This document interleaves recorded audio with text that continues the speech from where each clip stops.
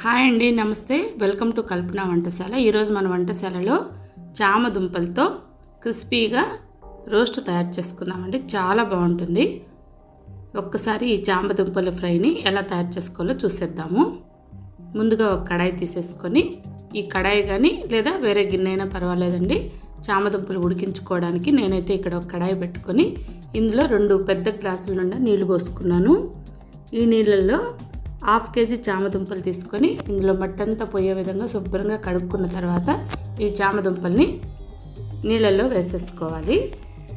తర్వాత రుచికి సరిపడా సాల్ట్, ఒక 1/2 టీ స్పూన్ సాల్ట్ వేసుకొని ఈ చామదుంపల్ని మనం ఉడికించుకోవాలి. మూత పెట్టేసి ఒక 5 నిమిషాలు ఉడికించుకుందామండి. 5 నిమిషాల్లో మనకు చక్కగా చామదుంపలన్నీ కూడా ఉడికిపోతాయి. ఈ లోపల ఒక చిన్న పొడి తయారు చేసుకుందామండి. ఈ పొడి ఈ చామదుంపల ఫ్రైలో వేయడం వల్ల చాలా రుచిగా ఉంటుంది. దానికి మనం 1 స్పూన్ మిరియాలు, 1 స్పూన్ జీలకర్ర వేసుకొని మిక్సీ వేసేసుకోవాలి. ఇలా చిన్న మిక్సీ గిన్నెలో మనం పొడిని ఈజీగా వేసేసుకోవచ్చు. కాబట్టి మనం తీసుకున్న 1 స్పూన్ జీలకర్ర, 1 స్పూన్ మిరియాలని ఒకసారి మిక్సీ వేసేసుకుందాము. దీన్ని మరీ మనం మెత్తగా వేసేయకూడదండి, కొంచెం బరగ్గా వేసుకుంటే సరిపోతుంది. లేదా చిన్న రోలు ఉంటే కూడా అందులో కూడా దంచి మనం వేసేసుకోవచ్చు. చూస్తున్నారు కదా, పొడి తయారైపోయింది. ఇది ఈ విధంగా ఉండాలండి, మరీ మెత్తగా వేసేసుకోకూడదు. దీన్ని పక్కన పెట్టేసుకొని చామదుంపలు ఉడికాయేమో ఒకసారి చెక్ చేసుకుందాము. చామదుంపలు ఈజీగా ఉడికిపోతాయండి. 5 నిమిషాలు ఉడికితే చాలు, మరీ మెత్తగా ఉడకాల్సిన అవసరం లేదండి. ఈ విధంగా దానిపైన ఉన్న పొట్టు వచ్చేస్తే సరిపోతుంది మనకంతే. ఇప్పుడు మనం స్టవ్ ఆఫ్ చేసేసుకొని ఉడికిన చామదుంపలనంతా ఒక ప్లేట్లోకి తీసి పక్కన పెట్టేసుకుందాం.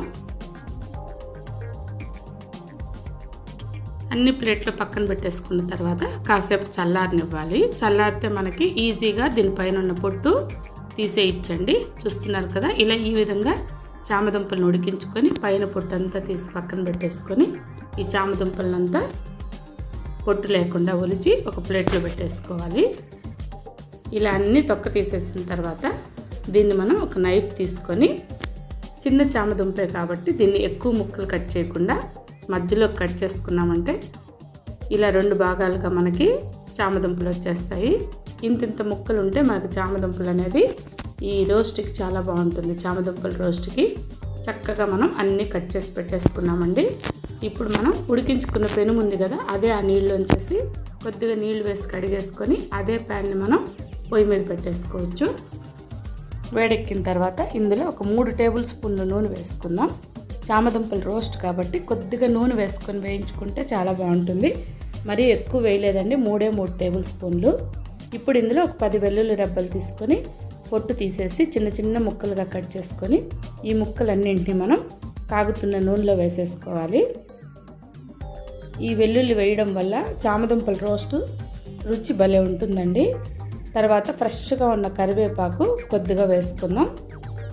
ఈ 2 వేగిన తర్వాత మనం ఇందులో పొడి తయారు చేసుకున్నాం కదా, ఆ పొడిని కూడా వేసేసుకున్నాము. కొద్దిగా కలుపుకుందాం. మొత్తము మంట తగ్గించుకొని కలుపుకోవాలండి, లేదంటే మాడిపోతుంది. ఇప్పుడు కారంకి సరిపడా 1 టీ స్పూన్ కారం పొడి వేసుకున్నాము. ఆల్రెడీ మిరియాలు వేసాము. మిగతా కారం అనేది చూసి మీ టేస్ట్కి తగిన విధంగా వేసుకోండి. అలాగే 1/2 చెంచా పసుపు కూడా వేసుకోవాలండి. వేసుకున్న తర్వాత దీన్నంతా మనం కలుపుకోవాలి. చెప్పాను కదా, మంట తగ్గించుకొని కలుపుకోవాలి. ఇప్పుడు మనం కట్ చేసి పెట్టుకున్నాం కదా చామదుంపలనంతా ఇందులో వేసేసుకున్నాము. వీటినంతా కలుపుకుంటూ మనం వేసిన పసుపు, కారం, జీలకర్ర, మిరియాల పొడి అంతా ఈ చామదుంపలకు కలిసే విధంగా బాగా మిక్స్ చేసుకోవాలి. ఇప్పుడు మంటని మీడియం ఫ్లేమ్ నుండి హై ఫ్లేమ్లో మధ్యలో పెట్టుకొని దీన్ని మనం వేయించుకోవాలి. ఇందులో నూనె అంతా ఎగిరిపోయి ఈ చామదుంపలు అనేది రోస్ట్గా తయారైపోతుందండి. అంతవరకు మనం చామదుంపలను వేయించుకోవాలి. మొత్తం ఒక 5-6 నిమిషాలు పట్టొచ్చండి. చూస్తున్నారు కదా, ఆయిల్ అనేది కొద్దిగా తగ్గుతుంది. పూర్తిగా తగ్గిపోయేంత వరకు, అంటే ఆయిల్ అంతా చామదుంపలు పీల్చేసుకొని బాగా రోస్ట్గా తయారైపోతాయి. అంతవరకు మనం ఇలాగ చామదుంపలను వేయించుకోవాలి. సో మళ్ళీ మూత పెట్టేసి మరో 2-3 నిమిషాలు బాగా ఫ్రై అయ్యేంత వరకు మనం మూత పెట్టేద్దాము. చూస్తున్నారు కదా, చక్కగా మంచి కలర్ వస్తుంది. అలాగే అందులో ఉన్న ఆయిల్ అంతా కూడా తగ్గిపోతుందండి. బాగా తగ్గేంత వరకు ఇలాగే వేయించుకోవాలి. ఇప్పుడు మనం ఉడికించుకున్నప్పుడు కొద్దిగా వేసాము. ఈ టైంలో కూడా కొద్దిగా సాల్ట్ వేసుకోవాలి. తర్వాత చాట్ మసాలా వేసుకుంటే చాలా బాగుంటుంది. చాట్ మసాలా, ఉప్పు వేసుకున్న తర్వాత కొద్దిగా మళ్ళీ కరివేపాకులు వేసుకోవాలి. ఒక పచ్చిమిరపకాయని కానీ 2 పచ్చిమిరపకాయలు కానీ తీసుకొని ఇలా చీలికల్లా కట్ చేసుకొని చివర్లో అంటే ఇంకొక నిమిషంలో మనం చామదుంపలు దించేస్తామనగా పచ్చిమిరపకాయలు, కరివేపాకు కూడా వేసుకొని ఒకసారి మొత్తం కలిపేసుకోవాలి.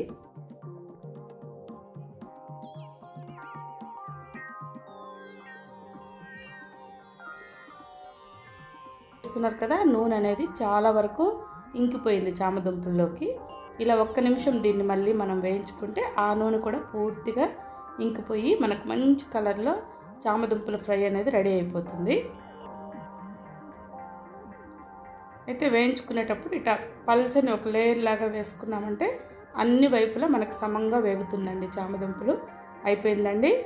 ఇప్పుడు చివరిలో కొద్దిగా కొత్తిమీర వేసుకొని అంతా ఒకసారి కలిపేసుకొని సర్వ్ చేసుకుంటే సూపర్ టేస్ట్తో మనకి చామదుంపల ఫ్రై అనేది రెడీ అయిపోయింది. చూసారు కదా, నూనె అనేది అస్సలు లేదు. నూనె మొత్తం చామదుంపలు పీల్చేసుకొని చక్కని రోస్ట్ తయారైపోయిందండి. ఎప్పుడు మనం పులుసే చేసుకుంటాము. ఈ విధంగా ఒక్కసారి చామదుంపలతో అది జీలకర్ర మిరియాలు పొడి వేసి ఒక్కసారి ఫ్రై చేసుకొని చూడండి, ఎంత బాగుంటుందో. ట్రై చేసిన తర్వాత తప్పకుండా నాకు మీకు ఎలా కుదిరిందో, రెసిపీ ఎలా ఉందో తప్పకుండా నాకు మెన్షన్ చేయండి. ఇప్పుడే ఫస్ట్ టైం మన ఛానల్ చూస్తున్నట్లయితే తప్పకుండా ఈ రెసిపీని ట్రై చేయండి. తర్వాత మన ఛానల్లో మిగతా రెసిపీస్ అన్నీ కూడా చూసి ట్రై చేసి మీ అభిప్రాయాన్ని తెలియజేయండి. సబ్స్క్రైబ్ చేసుకొని బెల్ ఐకాన్ ప్రెస్ చేయడం మాత్రం మర్చిపోకండి, చాలా బాగుంటుంది. లైక్ చేసి షేర్ చేసి సబ్స్క్రైబ్ చేసుకొని బెల్ ఐకాన్ ప్రెస్ చేయడం మాత్రం మర్చిపోకండి. మరో టేస్టీ రెసిపీతో మళ్ళీ కలుద్దాం. Thank you for watching. Bye అండి.